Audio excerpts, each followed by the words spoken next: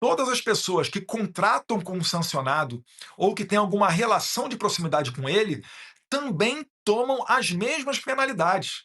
Então a pessoa ela se torna uma leprosa, né? Ela realmente, né, a palavra popular apropriada é a pena de morte financeira. O Alexandre de Moraes ele vai poder estar milionário, que ele não vai conseguir gastar esse dinheiro dele. Ele vai ter problemas, por exemplo, né, para entrar em outros países. Se você tiver um visto americano, você pode entrar no México, você pode entrar na Indonésia, você pode ir para vários outros países, porque os sistemas migratórios internacionais eles se comunicam. Então, assim, quando uma pessoa está em alguma espécie de lista negra, né, de um sistema de impedidos, esses sistemas também se comunicam com os Estados Unidos. Então, talvez o Alexandre de Moraes tenha problemas para ir para outros países. Acabou-se, já acabou. Aquele período dele ficar dando palestra, falando de democracia e liberdade. Fala pessoal, hoje o assunto é pesado. O Brasil acaba de presenciar um evento que pode mudar completamente a dinâmica política e financeira do país. Essa bomba deixou o ministro Supremo, incluindo Alexandre de Moraes, e muitos políticos em pânico. Isso mesmo, a morte financeira de todos já está aprovada. Mas o que isso significa? Vamos entender tudo isso agora. Fique comigo até o final do vídeo, porque a verdade pode ser mais assustadora do que você imagina. E o senhor acha que está sofrendo, enfrentando essa ofensiva por parte do PT, da esquerda? Porque eu tenho dado muito trabalho a eles, com as conexões que eu tenho eu venho fazendo, não só nos Estados Unidos, pelo mundo inteiro, tem mais de 6 anos. Né? Então, no momento em que o Brasil vive uma ditadura do judiciário, não existem mais ferramentas, meios de ação para combatê-la a partir de dentro do Brasil. Né? O remédio constitucional previsto nos freios e contrapesos da nossa Constituição, que poderiam brecar o Alexandre de Moraes, estão nas mãos do Senado. Mas, em princípio, pela atual composição do Senado, a gente não consegue enxergar que vai começar por ali um processo de impeachment. Então comecei a pensar o que poderia ser feito para a gente tirar as senhorinhas de 71 anos da cadeia, como Iracema Nagashi, ou como a Débora Santos, né, mãe de 2 filhos, e vários outros que estão nessa situação do 8 de janeiro, onde que certamente, se estivessem traficando drogas ou cometendo assassinatos, não teriam todo esse tempo na cadeia. Muito pelo contrário, provavelmente o próprio STF já os teria soltado. Então, para visando corrigir essa injustiça, eu tenho feito um trabalho aqui nos Estados Unidos, que antigamente a própria esquerda fazia piada, chacota, matérias da imprensa falando que autoridades brasileiras estão rindo da possibilidade de perder o visto, só que hoje, né, depois de nos darem essa chance, nos subestimando, eles estão percebendo que a realidade passa a ser essa. Então, não somente esse deputado federal aqui, mas pegou pessoas como Elon Musk, senador Mike Lee e outros mais pelo mundo inteiro estão prevendo e pressionando para que o governo americano aplique as chamadas sanções Magnitsky ou as sanções OFAC, que na verdade, no popular, significam a pena de morte financeira. Uma vez sendo verificado que Alexandre de Moraes sofrerá essas sanções pelas suas atitudes arbitrárias contra a liberdade, ele não poderá sequer abrir uma conta bancária ou passar um cartão Visa ou Mastercard. Quanto mais entrar nos Estados Unidos. Nós estamos acompanhando. Deputado, eu passo agora a palavra para Silvio Navarro. Peço que o senhor passe a mão aqui assim no queixo, parece que tem um fiozinho, um pedaço de blusa. Pronto, agora sim, Silvio. Deputado, boa noite, é bom revê-lo. Deputado, nos Estados Unidos já é real a percepção de que o Brasil vive uma ditadura do judiciário? Isso é perceptível nas conversas que o senhor tem tratado tanto no Congresso quanto com outras organizações e autoridades? Sim, Silvio, e isso daí ficou mais acentuado ainda depois que o Alexandre de Moraes não permitiu que o Jair Bolsonaro viesse aqui para a posse do presidente Donald Trump. Porque para um americano é inconcebível que uma pessoa que não tenha condenação não possua o seu passaporte. E se a gente traçar o paralelo de que o Lula, ainda com 2 condenações em 2 instâncias, pôde ter o seu passaporte e viajar pelo mundo inteiro, fica ainda mais claro a percepção de que o Brasil vive uma perseguição, não somente contra o Bolsonaro, mas contra toda a direita. Né? Se você for ver os 4 parlamentares que não têm passaporte, todos eles são do espectro da direita, né? Carlos Jordi, Carla Zambelli, senadora Martinelli e o senador Marcos Duval. Então, aqui nos Estados Unidos, cada vez mais eles estão deixando de apenas ter uma ideia de que no Brasil existe uma ditadura, para realmente abrir os olhos e começar a perceber que, seguindo adiante de maneira confortável, como estão hoje em dia, essa ditadura vai fazer com que o Brasil vire uma área de influência da China. E aí começa a ter um jogo mais forte da geopolítica norte-americana para não perder, né, essa conexão com o Brasil. Eles não querem que o Brasil se torne uma nova Venezuela. Não é interessante para eles, por vários aspectos. Primeiro, né, o Brasil acaba de assinar, em novembro passado, durante o G20, o Lula assinou 37 acordos comerciais com a China, tratando de tecnologia nuclear, né, comunicação satelitária, ou seja, internet, venda de reserva de urânio, participação, né, intercâmbio com o China Media Group, o maior grupo de comunicação da Ásia, que tem influência, né, que está debaixo do regime chinês. Então os Estados Unidos estão começando a perceber que o Brasil é aquele país que tem um câncer interno e que, se não for tratado rápido, amanhã a quimioterapia pode ser que não surta efeito, tal qual é hoje com a Venezuela. Você pode usar o instrumento diplomático que for, que o Nicolás Maduro não vai sair do poder. Ele vai continuar lá, a não ser que ele saia à força. Então, para o Brasil não chegar nesse ponto, cada vez mais tem tido uma pressão norte-americana. Mais uma vez, eu destaco aqui, né, o senador Mike Lee, que é uma pessoa muito próxima do Elon Musk, que é muito próxima do presidente Donald Trump, que tem feito, na verdade, até chacotas com relação a Alexandre de Moraes. Dá-se como certo, né, a aplicação das sanções Magnitsky contra Alexandre de Moraes. Finalizando, se a gente for olhar essa última semana, quarta-feira foi aprovado na Comissão de Constituição e Justiça dos Estados Unidos, né, o projeto de lei No Censorship on Our Shores Act, ou seja, sem a possibilidade de censuras aqui no território americano. E, paralelamente a isso, deputados, como o deputado da Geórgia, o Richard McCormick, têm pedido abertamente as sanções contra o Alexandre de Moraes. E eu ressalto, quando essas sanções vierem, que eu tenho quase certeza que virão, não será apenas Alexandre de Moraes o sancionado, mas todos os que estiveram junto com ele nas investigações para colocar na cadeia 100 horas, né, violar a liberdade de expressão e etc., também serão punidos, porque foi isso que aconteceu com o procurador do Tribunal Penal Internacional, o senhor Karim Khan, que decretou a prisão de Benjamin Netanyahu, o primeiro-ministro de Israel. Quando esse procurador decretou a prisão de Netanyahu, Trump o sancionou com as sanções OFAC, ou seja, Karim Khan e todos os investigadores que participaram dessa perseguição a Benjamin Netanyahu estão hoje impossibilitados de abrir conta bancária, de entrar nos Estados Unidos, de ter um cartão de crédito de qualquer bandeira que seja. Ou seja, foi decretada a pena de morte financeira para essas pessoas. E eu tenho certeza que, uma vez o Alexandre de Moraes tomando essa sanção, nenhum dos outros 10 ministros da Suprema Corte tenderá a seguir os passos do Alexandre de Moraes.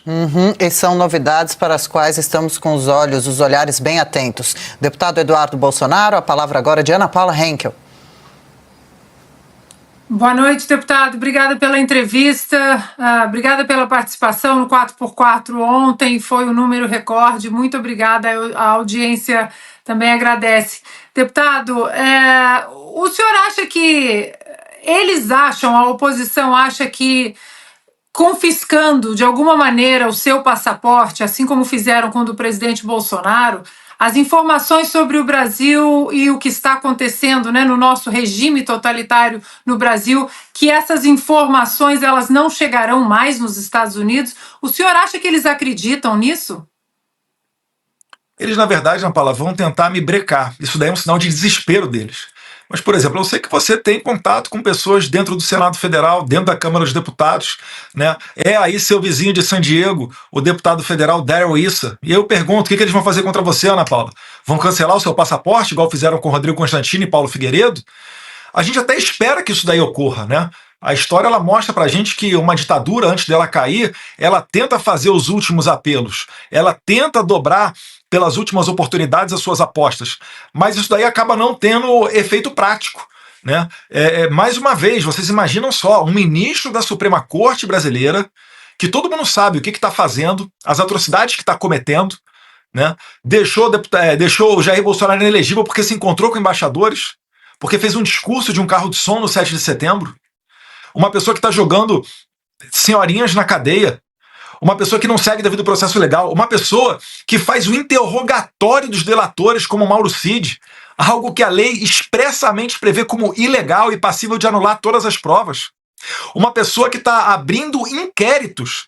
Eu, quando eu fiz faculdade de Direito lá na FRJ, no Rio de Janeiro, né, tenho a minha OAB também, sou advogado, eu fui ensinado de que o processo judicialiforme tinha acabado no regime militar, né, como eles dizem, na ditadura militar. Mas agora, quando o cliente, quando o réu é do espectro da direita, parece que tudo pode. Não, não é assim. A gente chegou a um ponto onde não existe mais retorno. O Alexandre de Moraes, ele não vai parar de perseguir, ele não tem outra saída, ele sempre dobrará a aposta. É por isso que eu acho que é provável que ele vá, sim, caçar, né, apreender o meu passaporte. Porque ele já fez isso no passado, né, sem autorização, ou melhor, com parecer contrário da PGR. Ele fez uma operação da Polícia Federal, um mandado de busca e apreensão na casa do ex-presidente Jair Bolsonaro em maio de 2024, onde a PGR falou: não faça-se esse mandado, não cumpra-se essa determinação. Ele ainda assim atropelou a PGR, foi lá e fez.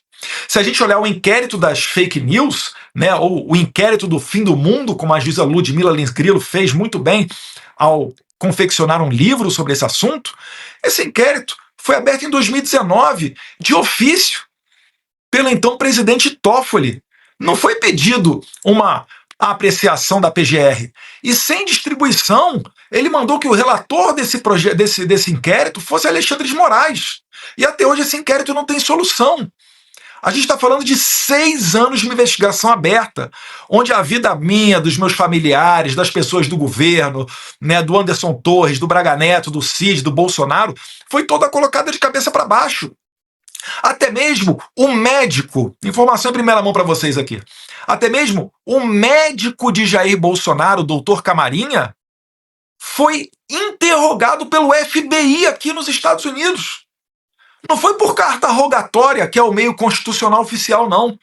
Foi através de uma parceria, provavelmente de boca para boca, entre os policiais federais da Gestapo de Alexandre de Moraes, que estão sob o comando do Fábio Chor e antes estavam sob o comando da delegada Denise, entrando em contato com o FBI e ligando para as pessoas. Ligaram para o Paulo Figueiredo. Paulo Figueiredo exigiu: calma aí, quer falar comigo? Carta rogatória. Eu sou o quê? Testemunha? Eu sou acusado? Lembra também o caso do Jason Miller, em 2021. Não sabia se era testemunha ou se era acusado, quando o Alexandre de Moraes mandou a PF parar ele no aeroporto de Brasília em 2021. Né? O Jason Miller, que é ex-assessor da Casa Branca e hoje em dia é um dos principais conselheiros do Donald Trump. Eu acho que o Alexandre de Moraes ele caiu do cavalo porque ele não conseguiu imaginar que o Trump pudesse ser eleito. E aí ele fez essa coleção de inimigos dentro da administração mais poderosa do mundo. Vocês acham mesmo que agora que o Elon Musk é ministro, o homem mais rico do mundo, do lado do Trump, uma pessoa que não segue o politicamente correto, né, tá fazendo tudo o que está fazendo, ainda mais com o Jason Miller, que anteontem tweetou: Alexandre de Moraes, eu não esqueci o que você fez. Você acha mesmo que esse grupo de americanos vai permitir que o Brasil chute fora daqui uma empresa de comunicação como X, que vai seguir aí comprando briga e não permitindo que volte aqui o Rumble, a Truth Social? E além de tudo, a Truth Social ainda mexe com o bolso do Trump. Então vamos lá, você comprou briga com o homem mais poderoso do mundo, que agora está adiante do caso da USAID, né, explanando para o mundo como é que funciona o complexo industrial de censura. A sua esposa xingou esse cara. Os seus ministros seguem criticando o Trump de tudo quanto é lado. O presidente do país diz que uma possível eleição do Trump, né, antes da eleição dele em 5 de novembro, seria uma nova face do nazifascismo no mundo. Aí você tem o Lula protegendo o Hamas, falando que vai acabar com o padrão dólar, que vai criar uma moeda dos BRICS. E tudo isso daí, até mesmo a reunião do Zelensky com o Trump, o Lula veio a público para criticar. Depois as pessoas falam que eu não tinha maturidade para ser embaixador do Brasil nos Estados Unidos. Pelo amor de Deus. Então esse Dream Team de inimigos que o Alexandre de Moraes conseguiu formar vai acabar com a reputação dele, vai fazer alguma coisa contra ele. E a gente só está falando de um dos casos. A gente está aqui principalmente focado nessa questão da censura. Você sabe, Ana Paula, se quiser comentar, a tendência do Senado americano é resgatar aqueles navios do Irã que atracaram no Rio de Janeiro. navios sancionados pelos Estados Unidos. Tem o caso do Felipe Martins. Tem o retorno dessa nova legislatura do Twitter Files Brasil. Então tem muitas possibilidades para Alexandre de Moraes ser sancionado. É isso, deputado conosco aqui no Oeste Sem Filtro também, Adalberto Piotto, que conversa com o senhor agora. Só aproveito para agradecer 92 mil telas conectadas aqui com a gente no programa. Piotto. Deputado, boa noite ao senhor. Muito obrigado por nos atender aqui em Oeste Sem Filtro. A minha pergunta é mais no âmbito político.